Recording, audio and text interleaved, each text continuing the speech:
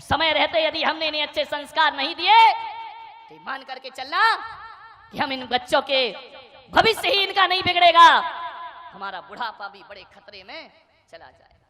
जीवन अच्छा दीजिए। यदि घर में जैसा चरित्र आप जिएंगे बच्चा वैसा ही चरित्र अपने जीवन में। मैंने कहा एक बात बताओ, क्या तुम्हारे मम्मी पापा में झगड़ा होता है? बोले महाराज रोज झगड़ा होता है, उसी की तो पिक्चर हम अपने आप में।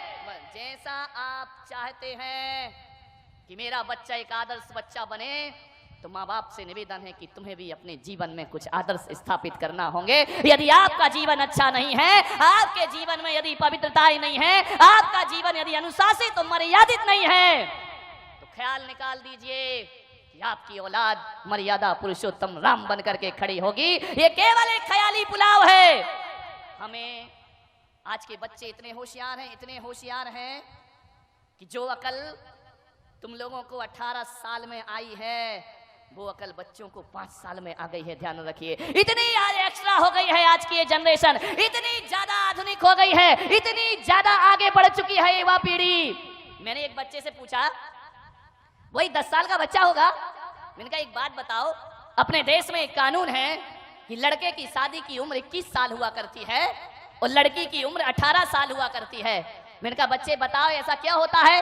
बड़ा प्रतिभाशाली बच्चा रहा, उसने कहा महाराज बताओ। मैंने कहा हाँ। बोले ऐसा इसलिए होता है। मैंने कहा उसकी उम्र भी 21 साल क्यों नहीं रखी है? बोले इसलिए नहीं रखी कि जो अकल लड़कों को 21 साल में आती है वो अकल लड़कियों को 18 साल में।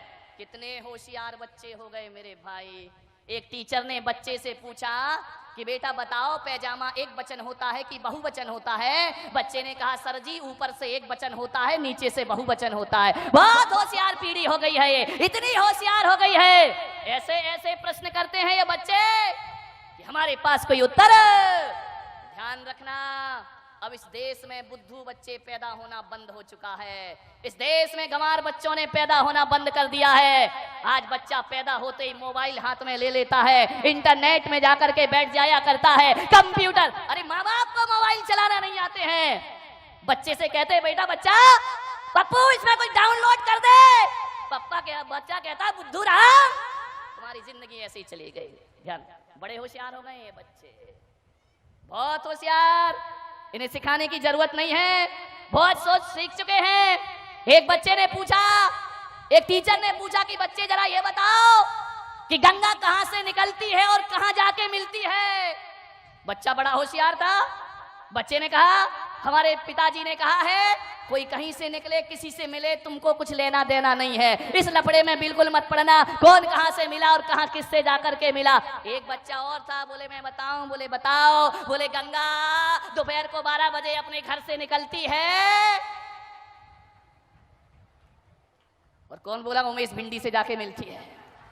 ध्यान रखिए, विचार करें। यहाँ बहुत होशियार हो गए हैं बच्चे। कितना भी सिखाओ ये सीखने वाले नहीं हैं। एक माँ बाप मेरे पास आए, बोले महाराज हम बच्चे को जो सिखाते हैं वो उल्टा ही करता है। मैंने कहा ध्यान रखो, ये पीढ़ी बिल्कुल नहीं सीखेगी, सिखाने के तरीके बदलना पड़ेंगे हमें। एक पति पत्नी मेरे पास दर्शन करने आए, 5-6 साल का बच्चा भी साथ था। पति पत्नी ने बच्चे से कहा कि महाराज हैं इन्हें धोख दो, इनको प्रणाम करो। बच्चा धोख देने को तैयार नहीं। माँ बाप ने उसका सिर पकड़ा और मेरे पैरों में रख दिया। अरे मैंने कहा ये क्या अत्याचार कर रहे हैं आप? बोले अत्याचार नहीं कर रहे महाराज, संस्कार दे रहे हैं। मैंने कहा धत्तेरी की संस्कार?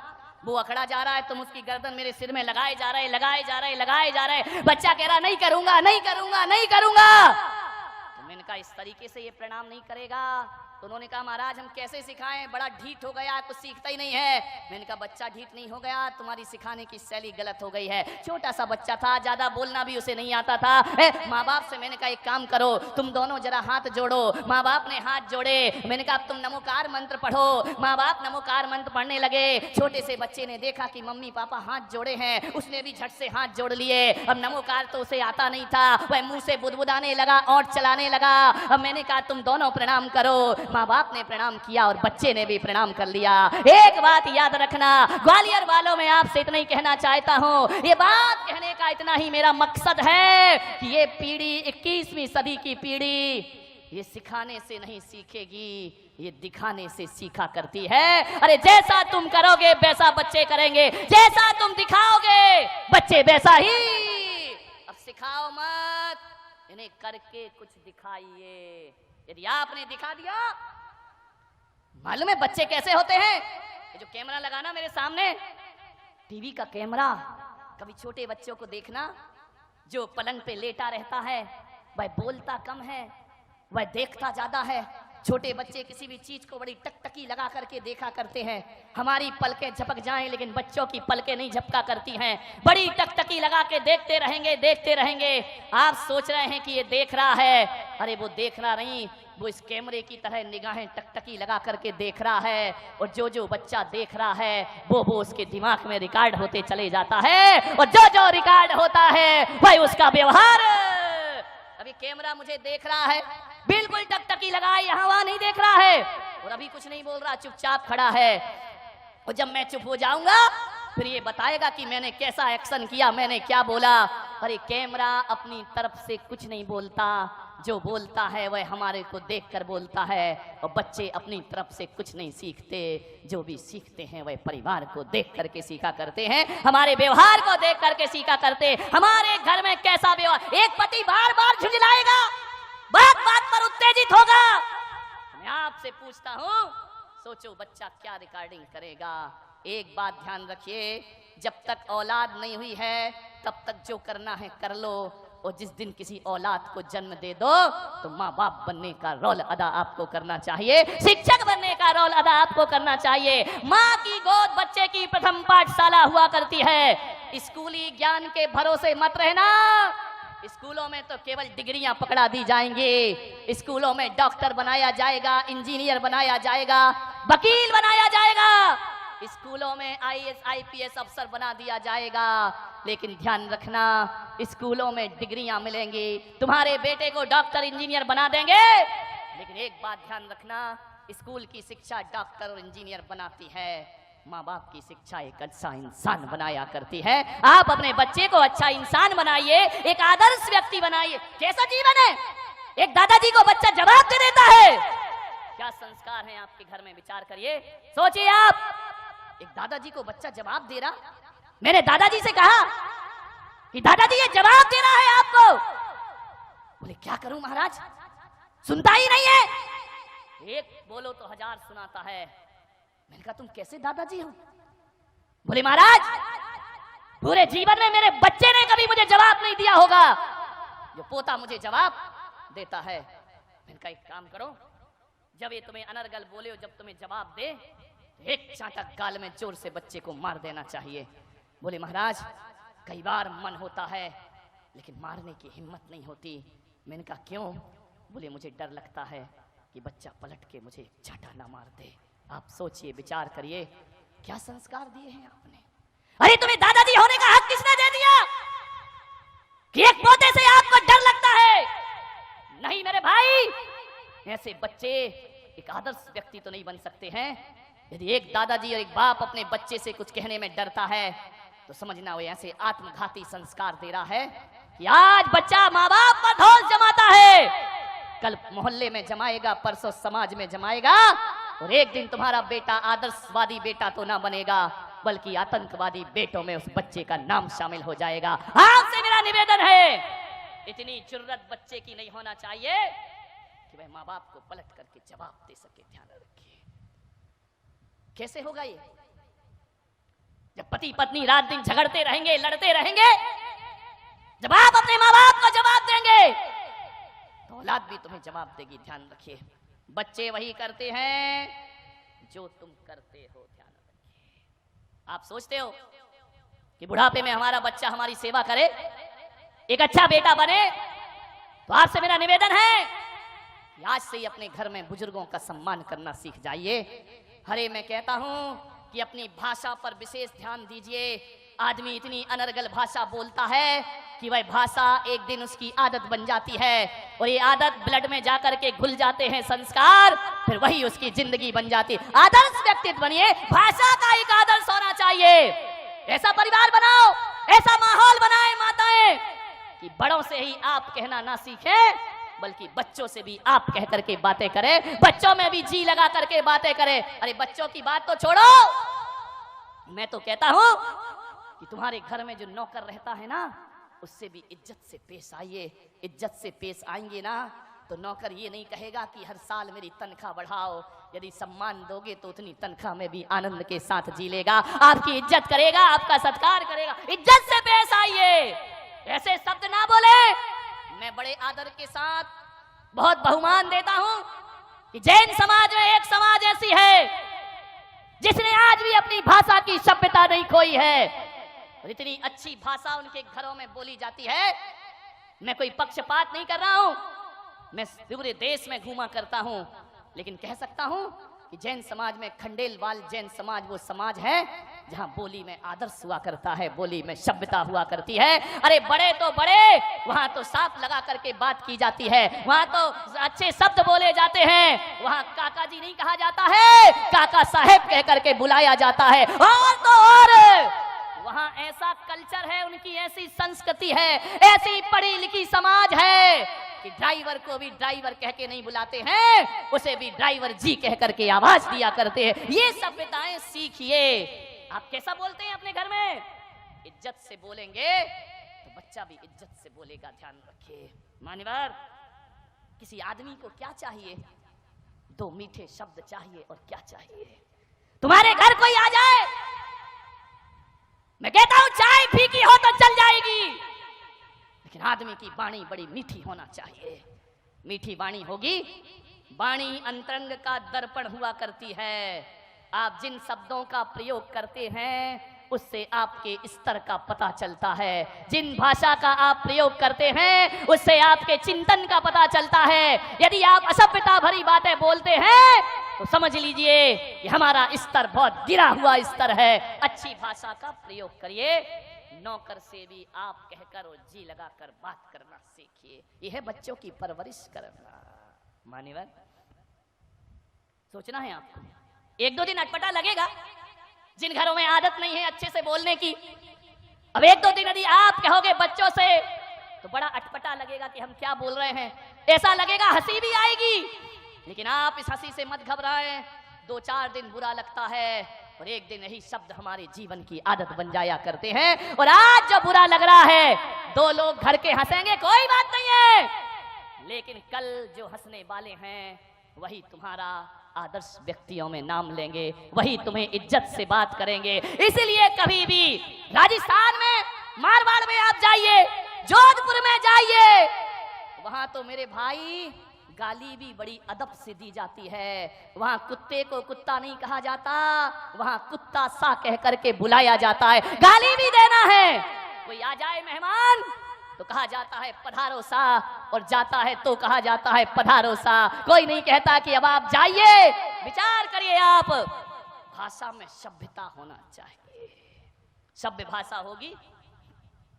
जब तक आदमी नहीं बोल रहा है तब तक उसके प्रति आप कोई आकलन नहीं कर सकते हैं। और जिस दिन आदमी बोल पड़ता है पता चलता है कि कितने गहरे पानी में आदमी जिया करता है। अच्छी भाषा का प्रयोग करिए, बेहतरीन शब्दों का चयन करिए अपने जीवन में। यदि बच्चों को अच्छी परवरिश देना है, ध्यान रखिए, आपकी जिम्मेदारी है। एक बात याद रखना, एक विद्यालय बनाना बहुत आसान काम है। 100 स्कूल बनाना आसान काम है, कोई बहुत बड़ा काम नहीं होता है। 100 विद्यालय बनाना कोई बहुत बड़ी बात नहीं है, लेकिन एक बच्चे को अच्छे संस्कार देना ये 100 विद्यालय से बढ़कर भी मेहनत का काम हुआ करता है। 100 स्कूल से भी बड़ा काम हुआ करता है। मंदिर बनाना आसान है, लेकिन एक व्यक्ति को इंसान बनाना बहुत कठिन काम हुआ करता है। ध्यान रखिए। स्कूलों की पढ़ाई के भरोसे मत रहना, वहां तो गा से गधा पढ़ाया जाता है मेरे भाई। उससे क्या संस्कार जीवन में मिलेंगे? अच्छे संस्कार देना है, अच्छी भाषा देना है। स्कूलों में जाओगे तो वहां से अनार पढ़ाया जाएगा, सा से सड़क पढ़ाई जाएगी, दा से दवात पढ़ाई जाएगी। स्कूलों की पढ़ाई में यही तो पढ़ाया जाता है बचपन से, और क्या सिखाया जाता है।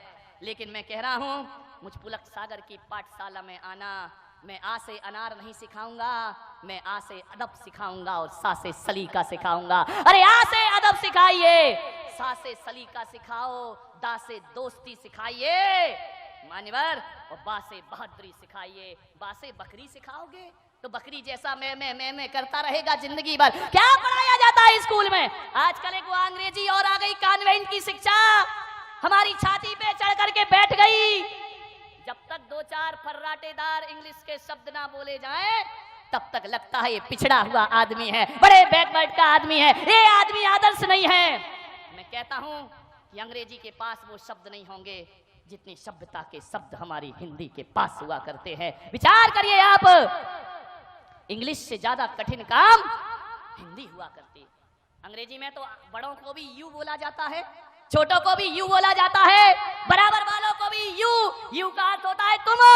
ध्यान रखिए, लेकिन मेरे यहाँ ऐसा नहीं होता है। हमारे यहाँ देखा जाता है कि बड़ों को बोलने में कितने सभ्यता भरे शब्द होना चाहिए, आपस में कैसे शब्द होना चाहिए, और छोटों में कैसे शब्द। क्या सिखाएगी अंग्रेजी, बताइए आप मान्यवर। कभी वर्णमाला देखिए, आ अनार से शुरू होती है, एंड किस पे होती है? इतनी तो हिंदी पढ़ी होगी, किस पे होती है? ज्ञानी पे शुरू होती है। अंग्रेजी की वर्णमाला कहां से शुरू होती है? ए से शुरू होती है। एंड किस में होती है? जेड में होती है। जेड माने जेब्रा। मेरी भाषा, मातृभाषा जो है ना, वो अनार से शुरू होती है और ज्ञानी बनाकर समाप्त होती है, और अंग्रेजी जो है एप्पल से शुरू होती है और जेब्रा बनाकर छोड़ा करती है। और जेब्रा का अर्थ होता है अंग्रेजी घोड़ा, जेब्रा अंग्रेजी गधा, घोड़ा भी नहीं। ध्यान रखिए, अच्छी भाषा बोल, संस्कारित शब्द होना चाहिए। बच्चों की यदि परवरिश करना, ऐसा व्यवहार ना बनाएं अपने घर में कि बच्चे और पत्नी इंतजार करें कि पिताजी थोड़े बाहर चले जाएं तो हम सुकून का जीवन जी सकें। नहीं मेरे भाई, इसका मतलब है आपका व्यवहार रूखा है। आपके घर से जाने के बाद बच्चे यदि नाचते हैं, खुशी होते हैं, उछलते हैं, कूदते हैं, तो आपका व्यवहार जरूर रूखा है। अरे ऐसा जीवन ना बनाएं कि पत्नी और बच्चे कहें कि कुछ देर को तुम बाहर चले जाओ। ऐसा जीवन बनाओ कि 5 मिनट लेट आता हो तो पत्नी का भी मन न लगे और बच्चों का भी मन न लगे। अच्छा जीवन अपना बनाइए, अच्छा व्यवहार अपना बनाइए, जिंदगी को संभालने का प्रयास करें। थोड़ा बहुत पढ़ने क्या लगता है बच्चा? क्या क्या पकड़ा देते हैं उसके हाथ में? अखबार आ जाता है उसके हाथ में, फिल्मी कहानियां आ जाती हैं उसके हाथ में, और आजकल तो मैगजीन भी कोई नहीं पढ़ता, अखबार भी कोई नहीं पढ़ता। जब से मोबाइल क्या आ गया है, किसी के हाथ में किताबें दिखाई ही नहीं दिया करती हैं। मोबाइल में लगा रहता है, रात दिन चैटिंग में लगा रहता है, व्हाट्सएप में लगा रहता है, फेसबुक में लगा रहता है। ऐसा फेसबुक में लगा है बच्चा कि घर में माँ बाप का फेस देखना भी पसंद नहीं किया करता है। उसी में ये संस्कृति क्या हो रहा है हमारे देश में? विचार करिए आप। पड़ोस में रहने वाले से दोस्ती नहीं है और दुनिया से हजारों किलोमीटर दूर हैं, उससे फ्रेंडशिप किया करते हैं। आप सोचिए, घर के लोगों से बातचीत नहीं हुआ करती है, दूसरों से रिलेशनशिप बनाई जाती है। आप विचार करिए क्या होगा। हम अपना जीवन याद करते हैं, आज का बच्चा 5-10 साल का हो नहीं पाता, हाथ में महंगा मोबाइल आ जाता है। 5वीं 8वीं पढ़ता है, स्कूटी आ जाती है, बच्चा गाड़ी चलाता है। हमें अपने दिन याद है भाई, तुम भी अपने दिन याद करो कि तुम्हारा बचपन कैसा था, अपने दिन वो कैसे थे। अरे 9वीं 8वीं क्लास में आने के बाद मैंने फुल पैंट पहनना सीखा है मेरे भाई।